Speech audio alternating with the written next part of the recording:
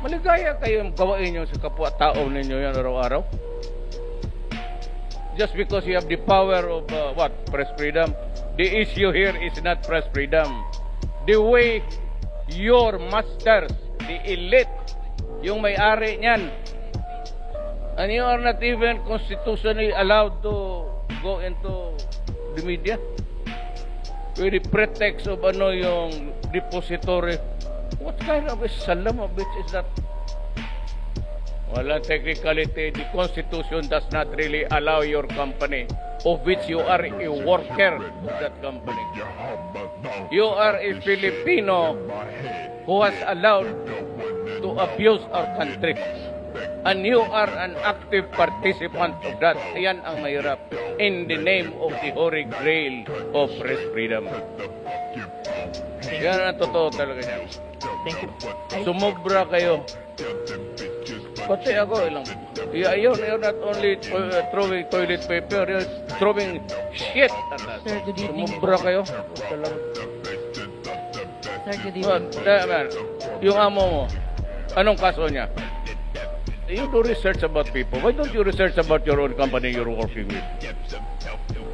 It's known to be a group of companies Lopez before.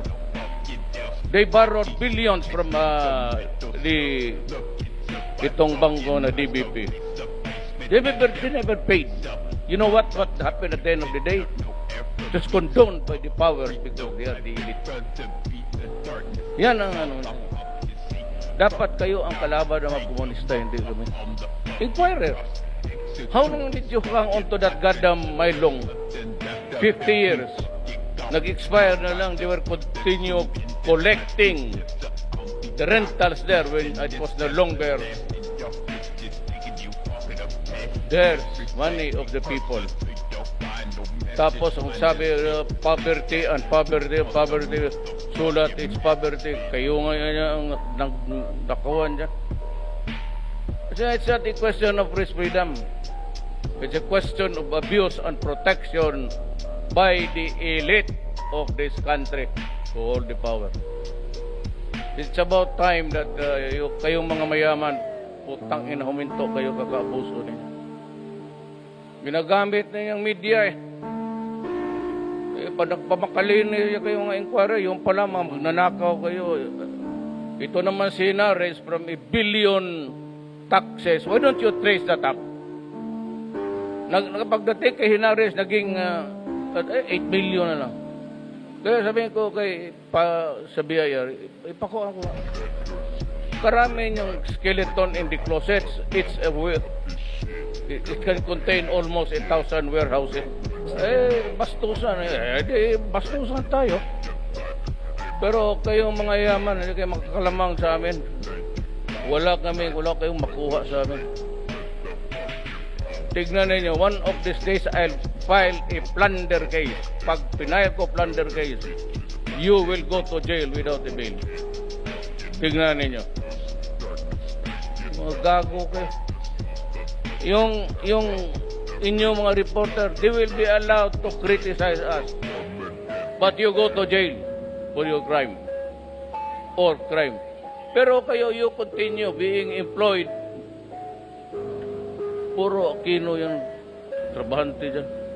Bakit kami ang curtailment of press freedom? Katagal na ninyo naglumilitse sa amin. Pakitain na nga, tinatapon ninyo sa amin.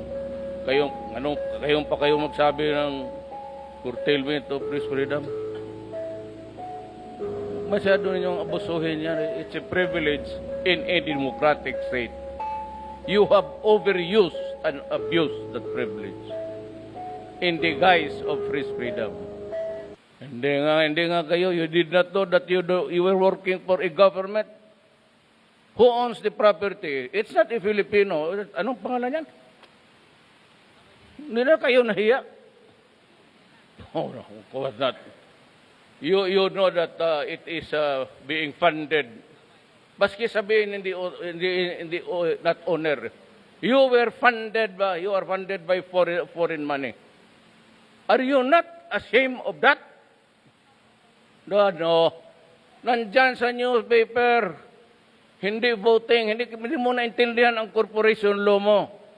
I'm not saying that they are investors, but their share are non-voting. But it does not say voting. The law does not say that. It is in the investment. Ano ka man? Whether your share votes or not, that is immaterial. You have the money and that yung Rappler mo was being funded by a foreigner. And you had the goal to attack people using foreign money. Yung sweldo ninyo, galing doon yan. Basahin mo ulit yung article ngayon. Today's newspaper.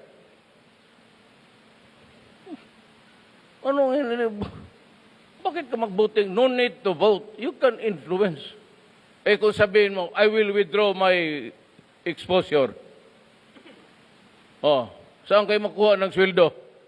Hindi magkausap talaga kayo. Bakit? What do you want? You know, you can always go into a horse deal. No need really to, putang ina yung kumpanya mo, pera ko yan. Although I do not have a say in the management of what Pia Ranada says, but I can cripple your company by just withdrawing my investment in your corporation.